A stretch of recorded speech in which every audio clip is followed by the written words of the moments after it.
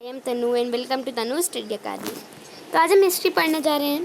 History में हम medieval India जो है मध्यकालीन भारत उसको कवर करेंगे। बीच का जो टाइम था उसके बारे में पढ़ेंगे। इंडिया की जो हिस्ट्री है उसको हमने 3 पार्ट्स में डिवाइड किया है, एंशिएंट, मॉडर्न और मिडाइवल। यानी एंशिएंट ए, मिडाइवल बीच का हिस्सा जो है, और मॉडर्न। मॉडर्न जो अभी चल रहा है वो टाइम है, एंशिएंट जो सबसे पुराना टाइम था वो है, और मिडाइवल यानी जो अब हम अभी पढ़ने जाएंगे। मिडाइवल इंडिया के देखेंगे कब से कब तक चला था, 700 AD यानी 700 AD से 1750 1750 AD तक। अब इनको 2 पार्ट में डिवाइड किया है क्योंकि हमें इजी टू लर्न हो जाए कि कौन कौन से तब ग्रुप थे, तो इसके लिए हमें लर्न करने के लिए 2 पार्ट में डिवाइड किया है, लेटर मेडिवल पीरियड और अर्ली मेडिवल पीरियड। अब ये अर्ली वाला कब से कब तक चला था, 7 से 13 सेंचुरी तक का, और ये जो लेट वाला था वो 13 से 18 तक का। अब देखेंगे सब कॉन्टिनेंट। सब कॉन्टिनेंट क्या होता है, ये एक ऐसा रीजन या पेनिनसुला होता है। पेनिनसुला क्या होता है, एक ऐसी जगह 3 पार्ट से पानी से घिरी हुई। अभी मैं दिखाती हूँ आपको। ये देखिए, ये इंडिया है, इट इज़ अ पेनिनसुला, ये आपको याद रखना है। ये बे ऑफ बंगाल है, ये अरेबियन सी है और नीचे इंडियन ओशियन। तो ये 3 पार्ट से घिरा है। अब वो जब 3 पार्ट से घिरा है it means it a peninsula. अब अगर 1 पार्ट से घिरा होता है तो हम उसको ये नहीं कहेंगे कि इट इज़ अ पेनिनसुला, नहीं। तो सब कॉन्टिनेंट क्या होता है, अब पहले देखिए, ये पेनिनसुला भी हो सकता है और सब कॉन्टिनेंट भी हो सकता है। हमारा इंडिया पेनिनसुला तो है तो इसका टिक हो गया। अब सब कॉन्टिनेंट है कि नहीं ये देखेंगे।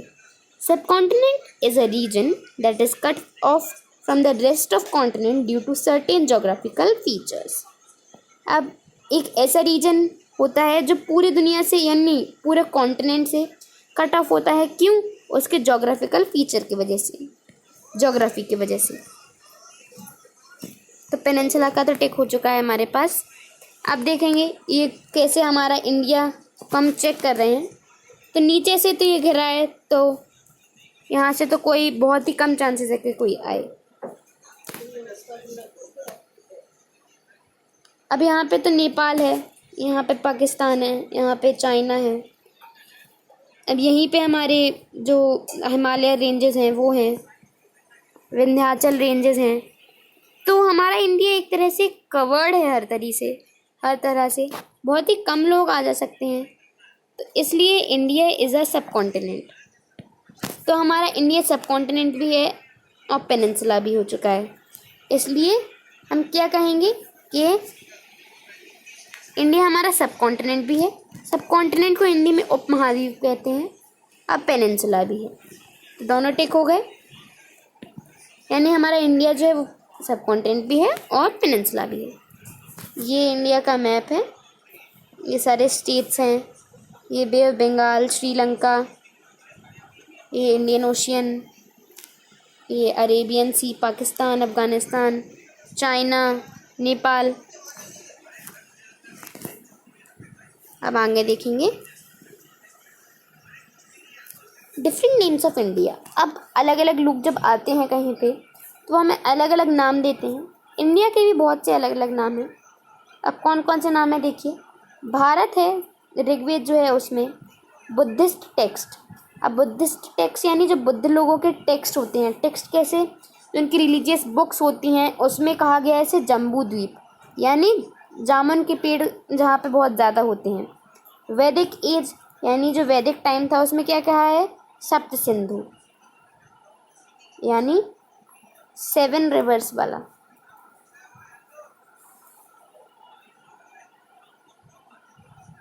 अब देखिए हिंदुस्तान बाबर ने, अब हिंदुस्तान किसने दिया था, बाबर ने दिया था।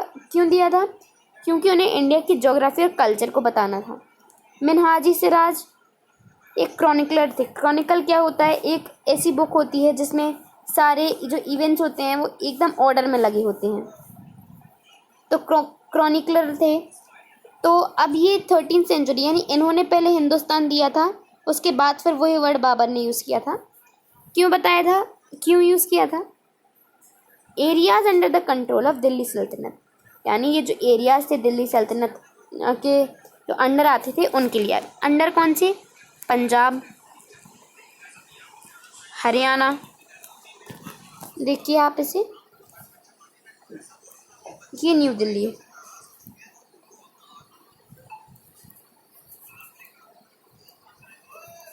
ये नई दिल्ली है हमारी, ये वाला जो कलर, एक मिनट फ्रेंड्स, तो ये हमारी न्यू दिल्ली हो गई, ये वाली। अब उसके आसपास के पार्ट कौन से देखे हमें? ये वाला हिस्सा जो है हम इसको मानेंगे। तो कौन कौन से? ये पंजाब हो गया, हरियाणा हो गया, थोड़े थोड़े पार्ट उत्तराखंड के हो गए, तो ये पार्ट्स थे। थोड़े कुछ पार्ट उत्तर प्रदेश के हो गए। अब टेक्नोलॉजी कैसी थी? तो तब फायर आर्म्स, जो आग के गोले होते थे वो यूज़ होने लगे थे, स्पिनिंग व्हील्स भी यूज़ होने लगे। अब अलग अलग पार्ट से जब कोई अच्छी चीज़ किसी जगह पे होती है तो अलग अलग पार्ट के लोग आते हैं दुनिया में, दुनिया के जो लोग होते हैं वो आने लगे इंडिया में। तो क्या क्या लाए? अब वो अपने साथ खाना लाए, फूड क्रॉप्स, जो क्रॉप्स होती हैं वो लाए, ड्रिंक्स लाए। अब ड्रिंक कैसी? कॉफ़ी और टी लाए, इंडिया में नहीं थी ये। पोटैटो और चिली भी लाए, तो जो पोटैटो और चिली है वो हमारे इंडिया की नहीं है। पॉलिटिकल और सोशल ग्रुप, वहाँ के पॉलिटिकल और सोशल ग्रुप कौन कौन से थे? अब क्या था कि क्लियरिंग ऑफ फॉरेस्ट, अब रहने के लिए वहाँ पे पहले तो फॉरेस्ट ही फॉरेस्ट थे, तो क्लियर करने लगे लोगों से, जिससे एग्रीकल्चर एक्सपेंड हुआ। तो कौन सी सोसाइटी बढ़ने लगी? Peasant society. पीजेंट यानी जो फार्मर होते हैं उनकी सोसाइटी, जो फार्मर थे किसान बढ़ने लगे। फिर पॉलिटिकल ग्रुप आए, पॉलिटिकल जिन्होंने फिर राजा वगैरह जो बने। तो कौन कौन से ग्रुप थे? राजपूत, सिख, मराठा, ये जाट है जाट, अहोम, कायस्थ। अब सोसाइटी ऑफ स्क्राइब, स्क्राइब कौन होते हैं? लेखक जो होते हैं, लेखक को हम स्क्राइब कहते हैं। अब और कौन सी डेवलपमेंट आई? जो जाति होती है वो जानने लगी लोग, कोई जाति भी कुछ होती है, इसको वर्ण भी बोलते हैं, जाति भी कह सकते हैं। तो ये किस चीज़ पे असाइन होती थी? On the basis of social background, यानी कोई इंसान किस बैकग्राउंड से बिलोंग करता है। अगर कोई राजा के परिवार से है तो इट इज़ वेरी रिच, और कौन सा काम वो करते। तो राजा तो अपनी किंगशिप और जो एडमिनिस्ट्रेशन था वो करता था, तो उस नाम से फिर जानने लगे। अब हर जगह पे जो प्लेसेस पे जो स्टेटस था वो अलग अलग होता था। अब पैन रीजनल एम्पायर क्या होता है? जो एम्पायर बहुत ज़्यादा स्पेन होता है रीजन्स में, उसे हम पैन रीजनल एम्पायर कहते हैं। एक इम्पॉर्टेंट एग्जाम्पल कौन सा है? मुगल्स का। मराठास भी हैं। अब देखिए शिवाजी राज भोसले जो थे, ये महाराष्ट्र मान लिया। अभी तो इतने अच्छे से मैं मैप ड्रॉ नहीं कर पा रही हूँ। तो उनका राज्य सिर्फ इतने पार्ट पे था, लेकिन दे ही स्टार्ट एक्सपेंडिंग इट, और आसपास के जो राज्य थे उनको भी उन्हें अपने कंट्रोल में कर लिया। तो ये इतना पार्ट कर लिया, फिर और बड़ा हो गया, तो ऐसे उन्होंने अपने अंडर पार्ट कर लिया। अब ऐसे ही मुगल्स का देखते हैं, ये इंडिया हो गया, ये इतना पार्ट है, जैसे उनको हमेशा से अभी इतना पार्ट मिला। फिर और राजा है, उन्होंने धीरे धीरे इसको एक्सपेंड किया, फिर उन्होंने बहुत ज़्यादा ही एक्सपेंड कर लिया। इसको हम क्या कहेंगे? पैन रीजनल एम्पायर, यानी बहुत ज़्यादा एक्सपेंड होता है आसपास के रीजन में, उसे हम कहेंगे। अब ट्रेड कैसा हो गया? बहुत ज़्यादा बढ़ चुका था। अब कब ज़्यादा स्पेशली हुआ, यानी कब बहुत ज़्यादा बढ़ गया? मुस्लिम रूलर के अंदर, क्योंकि मुस्लिम रूलर थे वो इराक और आसपास के जो मुस्लिम देश से वहाँ से आते थे, तो उनके कुछ अलग अलग रिलीजन्स, तो मुस्लिम आ ही गया था 7वीं सेंचुरी में।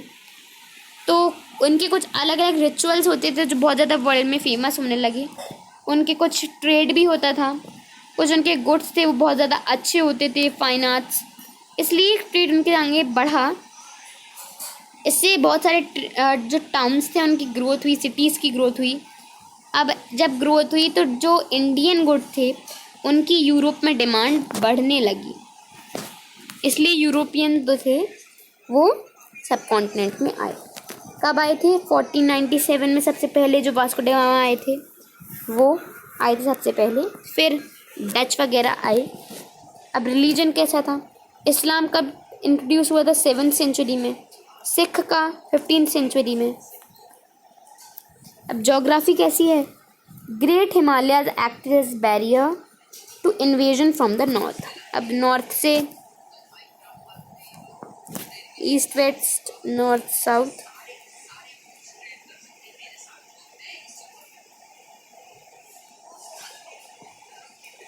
अब ईस्ट में नहीं, ये नॉर्थ। तो ये तो हमारा नॉर्थ ईस्ट हो गया। तो नॉर्थ ईस्ट का ये जो पार्ट था वहाँ पे हिमालयाज आते थे, तो वहाँ पे इन्वेजन का काम करते थे क्योंकि इतने ज़्यादा ठंडे होते थे, बड़े बड़े होते थे, तो वो it act as a invasion. लेकिन अब वो इतने ज़्यादा इन्वेडर जो थे उनको रोक नहीं पाए। किनको नहीं रोक पाए? अफ़गान जो तुर्क थे, मंगोल थे, जिनको बाद में मुग़ल बोलने लगे, नहीं रोक पाए। नंदन प्लेन्स विटनेस, यहाँ पे नर्दन था, नर्दन जो प्लेन्स थे उन्होंने बहुत rise and fall of many rulers who fought for the control over fertile plain. क्योंकि नर्दन प्लेन पे बहुत ज़्यादा नदियाँ बहती हैं, गंगा, यमुना, ब्रह्मपुत्र भी वहाँ से गुजरती है। तो जो ये एरिया था वहाँ पे उसने बहुत ज़्यादा मीन्स राइज और फॉल किसका, कि नई डायनेस्टी उठी, फिर वो कैसे डिक्लाइन हुई, ये सब नर्दन प्लेन ने देखा। अब देखते हैं कैसे नर्दन प्लेन। तो ये हमारे नर्दन प्लेन हो गए। यहाँ पे गंगा, यमुना, ये नहीं, ब्रह्मपुत्र यहाँ पे नहीं है फ्रेंड्स, इसकी ट्रिब्यूटरीज हैं। ये देखिए, ये ब्रह्मपुत्र यहाँ पे आई, फिर थोड़ा तो पार्ट यहाँ पे चला गया, फिर थोड़ा यहाँ पे आ गया, फिर ट्रिब्यूटरीज हैं वहाँ उसकी। ये सोन नदी आ गई, चंबल, बहुत सी नदी है यहाँ पे। अब आगे देखेंगे। अब हिस्टोरिकल सोर्सेस क्या हैं? तो उस टाइम पे हमें बहुत ज़्यादा अच्छी डॉक्यूमेंट्री मिल जाती है। क्यों? क्योंकि उस टाइम पे पेपर जो था वो चीप हो गया था, बहुत ही ज़्यादा सस्ता हो गया था, इसलिए आसानी से मिलने लगा था। Some of the medieval India documents यहाँ पे नहीं है। Now also stored in archive. अब आर्चीव क्या होता है? Archives are places where manuscript and documents are kept safely. यानी जो मिडीवल इंडिया के जो डॉक्यूमेंट्स हैं वो अभी भी इंडिया की आर्चरी जो है, नेशनल आर्चीव तो वहाँ पे हैगी। अब बाबर की जो हमारी ऑटोबायोग्राफी क्या होती है, जो खुद से लिखता है इंसान, बाबर की तुज़की बाबरी, जहांगीर की तुज़की जहांगीरी। तो ये मुग़ल रूल के बारे में बताते हैं। ये तुर्किश और पर्शियन में लिखे हैं, भाषा हैं। हिस्टोरिकल सोर्सेज क्या हैं? क्रॉनिकल क्या होता है हमने पढ़ लिया है। A chronicle is a written record in which events are described in the order of their occurrence, यानी जैसे होते हैं उसके हिसाब से बताए जाते हैं। Kalhana Rajatarangini traces the history of medieval Kashmir, यानी जो काल्हाना की राजा तरंगनी है वो कश्मीर के हिस्ट्री के बारे में बताती है। पृथ्वीराज रासो किसने लिखी थी? चंद्रबरदाई ने। किसके बारे में बताती है? राजपूत रूलर जो थे पृथ्वीराज चौहान, उनके बारे में। अमर खुसरो थे, उनकी बुक थी तुगलकानामा। और ज़ियाउद्दीन बरानी की तारीख़ फ़िरोज़ शाही। अब हुमायूं अकबर, अब अकबर की जो बुक्स हैं वो भी बहुत फेमस हुई। अब उनकी बुक क्या है? हुमायूंनामा किसने लिखी थी? बाबर की डॉटर ने, बाबर गुलबदन बेगम ने लिखी थी। किसके बारे में? हुमायूं की लाइफ के बारे में, वो कैसे एडमिनिस्ट्रेशन करते थे उसके बारे में। कथा सरिता सागर कलेक्शन ऑफ बुक टेल्स इन संस्कृत। कथा सरिता सागर जो है वो बुक है, संस्कृत में कलेक्शन है बुक का। फोक टेल यानी एक जो राज्य है वहाँ पे जो फेमस स्टोरीज़ हैं उसकी बुक है। तो एक कश्मीरी स्कॉलर जो थे उन्होंने लिखी थी, जिनको सोमदेव है उनका नाम। बृहद कोशा written by Jain author Harisena, ये भी बुक है, वो जैन ऑथर हैं हरिसेना, उन्होंने लिखी थी। अब अकाउंट ऑफ ट्रैवलर, पहले से देखिए फॉरेन ट्रैवलर कौन कौन से थे। इब्न बाटूटा मोरक्को के थे इसलिए Moroccan. Marco Polo Italian, Niccolo Conti Italian, Abdul Razzaq Persian, Sir Thomas Roe British, Francois Bernier French. अब इनके ट्रैवलर के रिकॉर्ड, अल-बरूनी ने 11वीं सेंचुरी में एक बुक लिखी थी किताबुल हिंद, किसके रिक्वेस्ट पे? मोहम्मद गजनी जो थे उनकी रिक्वेस्ट पे लिखी थी। इब्न बाटूटा ने जो मोरक्कन ट्रेवल थे, मैंने अभी बताया, तो इंडिया में जब वो आए थे तो किसका रीजन था? मुगलक, मोहम्मद जो तुगलक थे उनका। तो उन्होंने अपना एक्सपीरियंस किस में लिखा? रेहला में, कि मोहम्मद तुगलक दिल्ली सल्तनत में कैसे उनकी डायनेस्टी में रूल होता है, वो सब। अब इंस्क्रिप्शंस क्या होते हैं? Writing and drawing usually engraved on surfaces such as stone, copper plate etcetera. वो राइटिंग या ड्राइंग जो हमारी कॉपर प्लेट होती हैं, स्टोन होती हैं, उस पर लिखे जाते हैं। पहले के टाइम पे पेपर, अब हमने देखा कि पेपर तब तो पेपर आया तो मेडिवल जो हमारा टाइम था उसी में, जैसे ये इस टाइम पे पेपर आ गया था, लेकिन इस टाइम पे तो नहीं आया था ना, मेडिवल इंडिया है, लेकिन इस टाइम पे नहीं आया, इस टाइम पे आ गया। तो ये इंस्क्रिप्शन तब की बात हो रही है। अब इंस्क्रिप्शंस की स्टडी को क्या कहते हैं? एपिग्राफी। एक संस्कृत प्रशस्ति है। प्रशस्ति का मीनिंग क्या होता है? देखिए, इन द प्रेज ऑफ, यानी किसी के बारे में हम प्रेज लिखते हैं, डिस्क्राइब करते हैं। तो एक प्रशस्ति मिली थी मध्य प्रदेश में, ग्वालियर में, नागवट्ट थे प्रतिहर किंग, उनके बारे में बताया था उसमें। The Chola king Rajaraja one inscribed his military success on the wall of Brihadeeswara temple in Thanjavur. अब हम इसको अगले, जो हमारा कभी मैं इस पर वीडियो बनाऊंगी तब आप इसको ज़रूर देखिएगा। तो राजराजा वन जो चोला राज्य के राजा थे, तो उन्होंने अपनी सक्सेस बताई थी किसमें? बृहदेश्वरा टेम्पल है एक तंजावुर में, तो उसमें जो वॉल है उस पर लिखी है। अब जो मिडाइवल किंग थे वो ज़रा टेम्पल बनाते थे, फोर्ट, पैलेस बनाते थे। क्यों? गुडविल ऑफ पीपल, यानी पीपल को जब वो खुश रखेंगे तभी तो उनका जो एम्पायर है वो अच्छे से चलेगा। एंड अदर रीजन्स फॉर,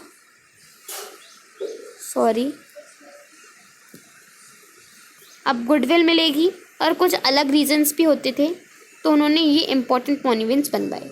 अब कौन कौन से? खजुराहो का जो मंदिर है, Konark, Jama Masjid, red fort, Agra fort, ये सब हैं। कॉइन्स की स्टडी को न्यूमिस्मैटिक्स कहते हैं। आर्कियोलॉजिस्ट ने बहुत सारे नंबर ऑफ कॉइन्स फाउंड किए हैं मेडाइवल इंडिया में। डिस्क्राइबिंग अबाउट देयर टाइटल्स, उनने कौन कौन से टाइटल्स, अब हमने, अगर आपने कोई देखा हो मूवी वगैरह, तो उसमें कहते हैं महाराज अधिराज पधार रहे हैं, तो ये टाइटल्स होते थे, पहले ही होते थे। उनके अचीवमेंट, उन्होंने क्या क्या अचीव किया था अपनी लाइफ में। और डेडिकेशन गॉड के प्रति वो कौन सा रिलीजन फॉर्म करते थे, रिलीजन जैसे इस्लाम धर्म के थे कि हिंदू के थे, तो उसके बारे में बात की रही है। पेंटिंग, अब मिडाइवल भी जो हमारा पीरियड था उसमें पेंटिंग, जो उनके कस्टम थे, ड्रेस थी, वो पेंटिंग में बताई थी। तो इस टाइम की जो पेंटिंग होती थी वो बहुत ज़्यादा छोटी होती थी, जिन्हें मिनिएचर पेंटिंग कहते थे। यानी जो छोटी छोटी पेंटिंग्स होती थी उसे हम मिनिएचर पेंटिंग कहते थे, अभी भी होती हैं। तो थैंक यू फ्रेंड्स, अगर आपको मेरी वीडियो अच्छी लगी हो तो प्लीज़ मेरे चैनल को लाइक करिए और सब्सक्राइब करिए। वीडियो को जितने ज़्यादा लाइक्स दे सकते हैं उतने ज़्यादा दीजिए।